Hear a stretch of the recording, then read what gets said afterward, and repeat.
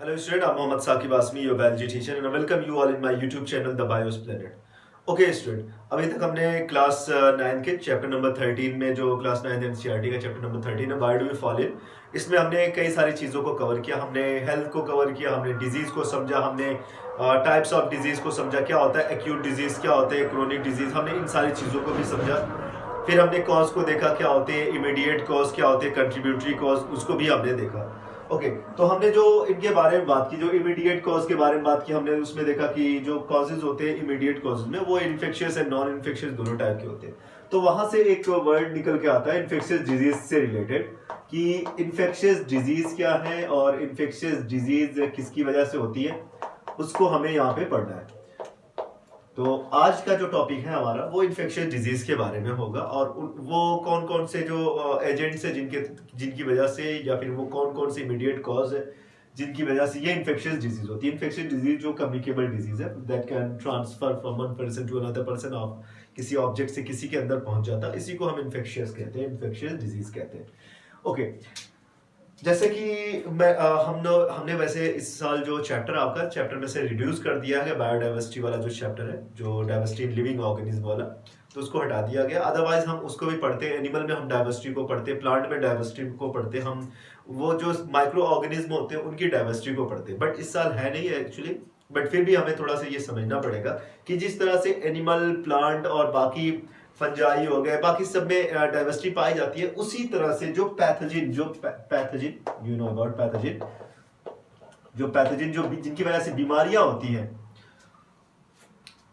उनमें भी डाइवर्सिटी पाई जाती है। अब ये एक टाइप के नहीं होते, इसीलिए तो हम सिर्फ एक टाइप की दवा खा के हम किसी डिजीज से ठीक नहीं हो पाते, वो because there are different types of pathogen which can cause different type of disease as well.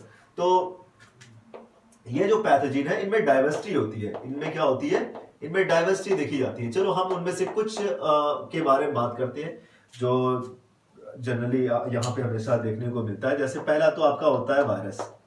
Okay first आपका हो जाएगा वायरस, सेकंड आपका हो जाएगा इसमें bacteria, then you can see the fungi, fungi की भी पैथोजिन में आता है जिसकी वजह से डिजीज होती है।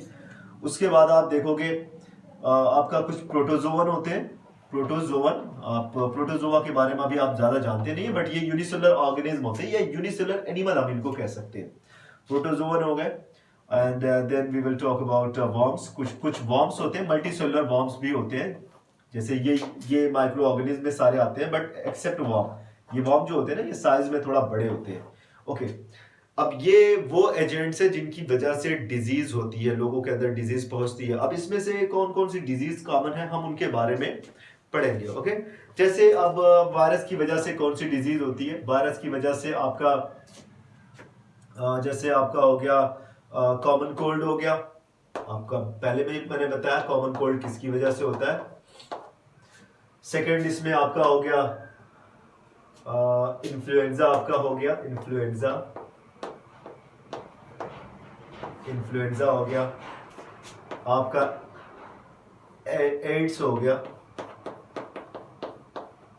ये दो तीन जो डिजीज मैंने यहाँ पे लिखी हुई है, ये जो दो तीन डिजीज है, ये सारी डिजीज किसकी वजह से फैलती है, इनकी वजह से, मीन्स कुछ वायरसेस की वजह से फैलती है। फॉर एग्जांपल जैसे कॉमन कोल्ड के लिए रिस्पॉन्सिबल वायरस कौन है, मैंने इनके बारे में पहले ही बताया कि एक जो कॉमन कोल्ड के लिए रिस्पॉन्सिबल वायरस है वो आपका इधर रीनो वायरस होगा, या फिर आपका क्या होगा, रीनो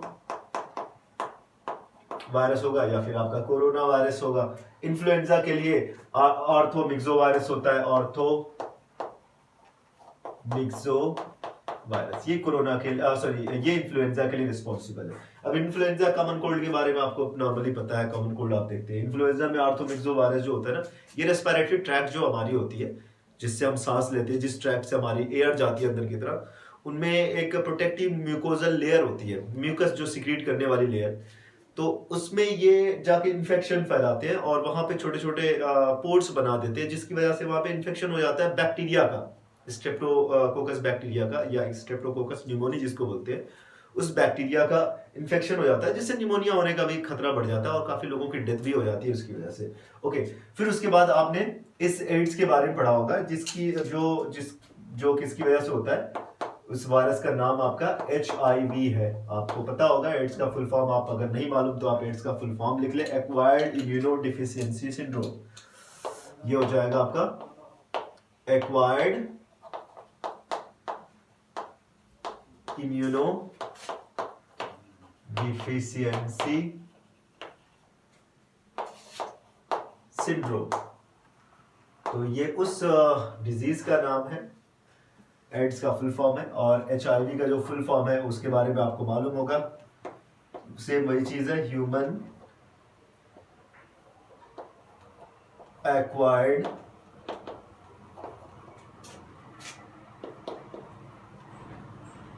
इम्यूनो डिफिशियंसी। बस यहाँ पे आप वायरस लगा देंगे। तो ये इसके बारे में, इससे रिलेटेड है, आपके वायरस से रिलेटेड। तो ये जिसमें क्या होता है ना, हमारा जो दो टाइप का इम्यून सिस्टम होता है हमारी बॉडी में। एक तो इम्यून सिस्टम होता है जो हमें बाय बर्थ मिलता है, that kind of इनेट type of immune system, जो हम पैदा होते हैं तो फिर वो उस टाइप का इम्यून सिस्टम हम लेकर आते हैं। और एक इम्यून सिस्टम हमारी बॉडी में वो मिलता है जो हमें इन्वायरमेंट के एक्सपोजर से मिलता है, या फिर हमें इंजेक्शन लगा के हम लेते हैं, हमारी बॉडी में एंटीबॉडी को पहुंचा दिया जाता है। अब ये आपका हो जाता है acquired immune system, acquired immunity. तो अब इसी एक्वायर्ड इम्यूनिटी को अगर कोई डिफिशिएट कर दे, उसको डिस्ट्रॉय कर दे, उसको खत्म करने लगे, तो हम कहेंगे कि ये डिजीज कौन सी हो जाएगी, acquired immuno deficiency syndrome. Means group of disease, syndrome का वर्ड का मतलब होता है ग्रुप ऑफ डिजीज। चलो ओके, इनके बारे में हो गया। और उसके बाद एक और इसमें है आपका एक और शायद दिया हुआ है, डेंगू के बारे में भी दिया हुआ है। डेंगू भी किसी वायरस की वजह से होता है, नाम पूरा याद नहीं आ रहा है, नाम इसका याद नहीं आ रहा है, बट इसमें एक जो फ्लाई है, Aedes aegypti fly, aegypti fly ऐसे करके किसी फ्लाई का नाम दिया रहता है, जिसके काटने की वजह से ये होता है। ओके, सेकेंड हम बात करेंगे बैक्टीरिया से होने वाले डिजीज के बारे में। बैक्टीरिया से हम होने वाले डिजीज के बारे में बात करेंगे, जिसमें आपका कॉलेरा हो गया, और आपका कॉलेरा हो गया, ट्यूबरकुलोसिस हो गया, एंथ्रेक्स हो गया, हम उसके बारे में देखते हैं। ओके, पहला तो हो गया आपका कॉलेरा, सेकेंड आपका हो जाएगा ट्यूबरकुलोसिस एंड एंथ्रेक्स। तीन यहाँ पे बीमारियों का नाम दिया हुआ है जो किसी बैक्टीरिया की वजह से, जैसे और भी बीमारियां होती है, निमोनिया होता है, निमोनिया स्ट्रेप्टोकोकस निमोनिया नाम के बैक्टीरिया की वजह से होता है, आपको टिटनस होता है, क्लोस्ट्रीडियम टिटेनी की वजह से होता है। बट यहाँ पे जो तीन एग्जांपल आपके एनसीईआरटी में दिए हुए हम उनको समझते हैं। कॉलरा किसकी वजह से होता है, इसका जो कॉज होता है वो होता है विब्रियो कॉलरी। ट्यूबरकुलोसिस किसकी वजह से होता है, mycobacterium tuberculosis, mycobacterium tuberculosis. और एंथ्रेक्स जो है ये एक बैक्टीरिया है जिसका नाम है एंथ्रेसिस है, wait a minute, let me, bacillus anthracis,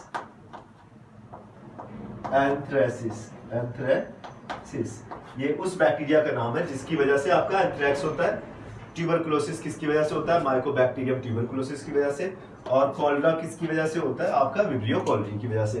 तो ये जो डिजीज है ये किनकी वजह से हो रहा है, ये बैक्टीरिया की वजह से हो रहा है। और फंजाई से भी डिफरेंट फंजाइज होते हैं, डिफरेंट उनसे होने वाले डिजीज होती है, दो डिजीज नहीं बहुत सारी डिजीज होती है, ऐसा तो है नहीं कि बस एक ही टाइप की डिजीज होती है।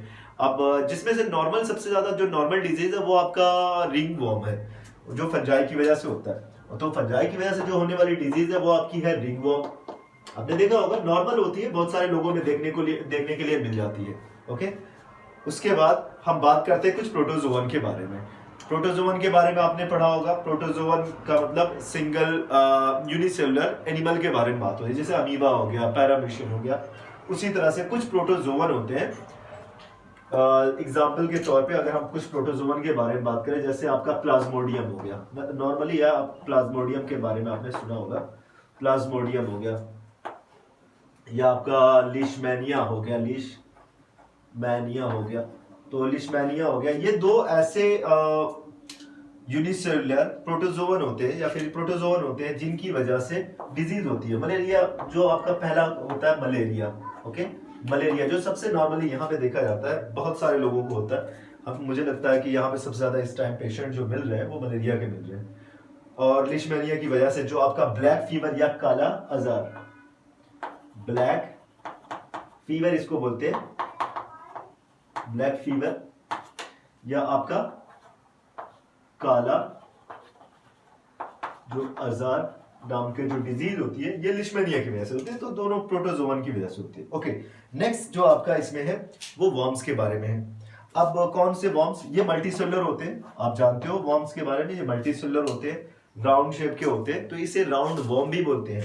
अब दो राउंड वॉर्म है जिनकी वजह से डिजीज होती है। एक तो आपका हो गया वुचेरिया बेनक्राफ्टी, जिसके बारे में तो मैंने पहले से थोड़ा सा बताया हुआ है, नाम याद होगा अगर आपने पढ़ा होगा, वुचेरिया बेनक्राफ्टी।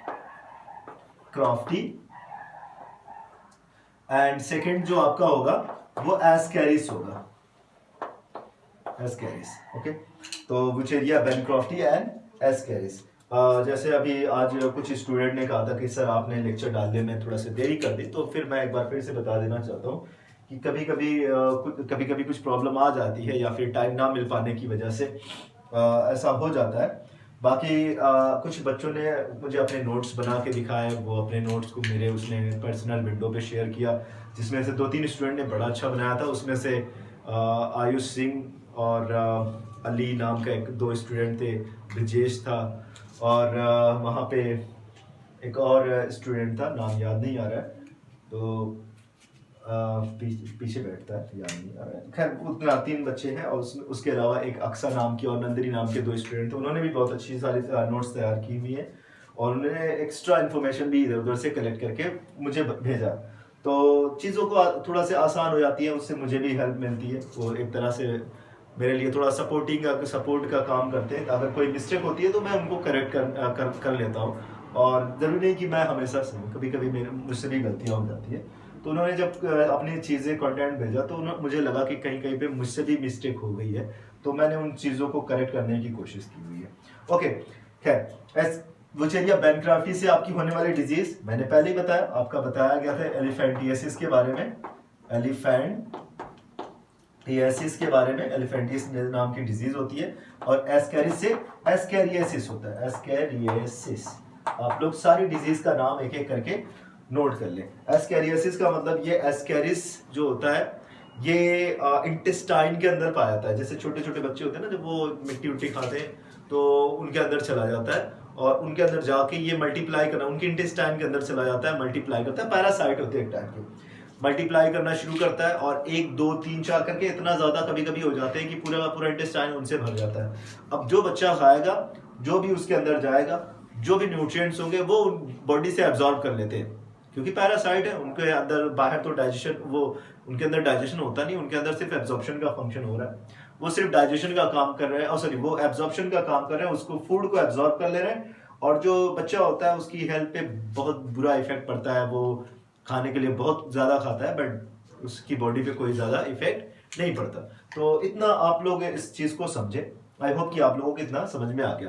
अब देखो इनका आइडेंटिफिकेशन, ये जो इन्फेक्शियस एजेंट्स हैं, इनका आइडेंटिफिकेशन क्यों इंपॉर्टेंट है? जो पैथोजन मैंने लिखा हुआ है या फिर इन्फेक्शियस एजेंट्स जो होते हैं, इनका आइडेंटिफिकेशन इसलिए इंपॉर्टेंट होता है ताकि आप इनके लिए सटीक ड्रग का यूज करें, सटीक मेडिसिन आप इनके लिए यूज कर लें। अगर आप सटीक ये मेडिसिन यूज करेंगे तो ये डिजीज खत्म हो जाएगी। अदरवाइज ये एक्यूट डिजीज भी हो सकती है, सीवियर डिजीज, और वो क्रोनिक डिजीज में बदल सकती है। बहुत सारी सिंपल सारी डिजीज जो होती है वो क्रोनिक में बदल जाती है। अगर हम बात करें, जैसे वायरस होता है, वायरस है आपका, और वायरस जो जनरली आपके सेल के अंदर पाए जाते हैं, और बैक्टीरिया जो होते हैं वो सेल के बाहर पाए जाते हैं। क्यों सेल के अंदर पाए जाते हैं? इसका एक ही रीजन है, because virus doesn't have their own cytoplasm, और उनके पास कोई साइटोप्लाज्म नहीं होता, वो सेल के अंदर, और and they are very small in size. कुछ वहाँ पे 3-4 डिजीज के बारे में लिखा हुआ है, हम उनके बारे में बात करें। जैसे स्लीपिंग सिकनेस हो गया, और काला आजार हो गया, और सार्स के बारे में हमें बात करनी है, और एस्कैरियासिस के बारे में एक छोटा छोटा लेक्चर, उनके बारे में एक छोटा सा लेक्चर बना के अलग से डालूंगा जब ये वाला टॉपिक कंप्लीट हो जाएगा उसके बाद। ओके, हम एक एक करके सारी डिजीज को देखेंगे। वहाँ पे चार आपका पेज जो है उस पे उसने तीन चार चार पांच डिजीज के बारे में उसने वहाँ पे दे रखा हुआ है, उनको हम देखेंगे। अभी हम इतना समझते हैं इन सारी चीजों के बारे में, और उसके बाद हम नेक्स्ट वाले लेक्चर में बात करेंगे। तो क्यों आइडेंटिफिकेशन इंपॉर्टेंट होता है इन पैथोजन का? Because if you know about this pathogen, what kind of pathogen in your body and that can cause some disease, और उस डिजीज को अगर आपने आइडेंटिफाई कर लिया then it will be very easy for you to kill those kind of pathogen in your body. तो आप आसानी से उनके लिए मेडिसिन लोगे, ड्रग लोगे, और उनको आप अपनी बॉडी के अंदर आप क्या कर सकते हैं, किल कर सकते हैं। ओके, तो आज के लेक्चर में बस इतना ही। नेक्स्ट वाला लेक्चर मैं इसी टॉपिक पे एक नेक्स्ट वाला लेक्चर बताऊंगा, जिसमें मैं एंटीबायोटिक्स के बारे में भी कुछ चीज़ें आपको बताऊंगा।